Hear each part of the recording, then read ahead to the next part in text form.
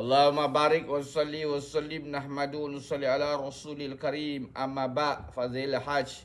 Buraidah radhiyallahu an report that Rasulullah SAW said the expenses incurred during hajj is like that incurred in jihad, rewarded 700 times. Buraidah radhiyallahu an report that Rasulullah SAW said the expenses incurred during hajj is like that incurred in jihad, rewarded 700 times. Once Rasulullah SAW said to Aisyah radhiyallahu anha, the reward for your umrah is determined by the amount spent on it. That is, the more one spends on it, the more shall be the reward. In another hadith it is stated, to spend in hajj is like spending in the way of Allah, for which reward is granted up to 700 times. Cans. A further hadith mentioned, for spending 1 dirham in hajj, the reward is 40 million fold.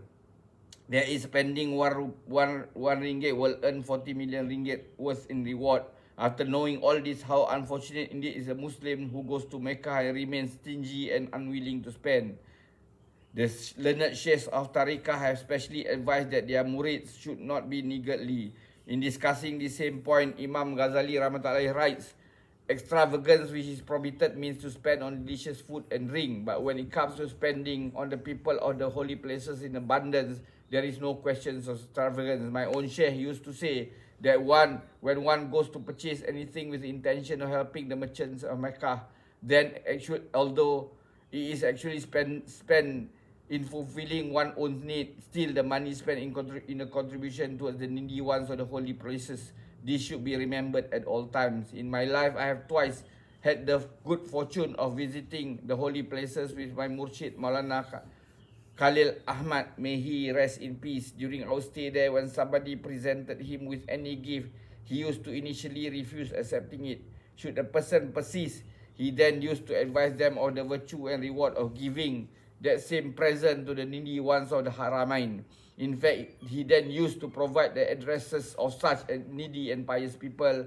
However, should the giver still persist in Maulana accepting the gift, the learned master then used to accept it and send me with a special instruction of buying something from the market so that some form of assistance be provided to the local merchants. Umar radiallahu anhu used to say one of the signs of the generosity of a person is the fact that the provisions for the journey are of the best quality.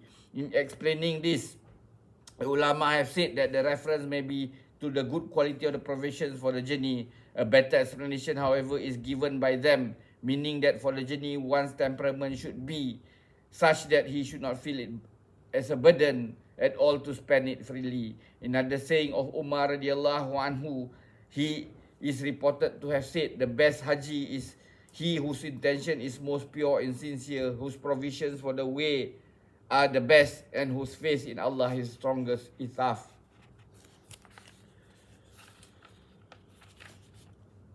Jabir radhiyallahu an reports that Rasulullah SAW said, a haji never becomes poor and destitute. May Allah give us taufiq to put all this into practice and convey to others. Subhanallahi wa bihamdi, subhanakallahumma bihamdika, asyhadu an la ilaha illa anta, astaghfiruka wa atubu ilaik. Subhana rabbika rabbil izzati amma yasifun wa salamun al mursalin. Alhamdulillahi rabbil alamin. Taqabbalallah.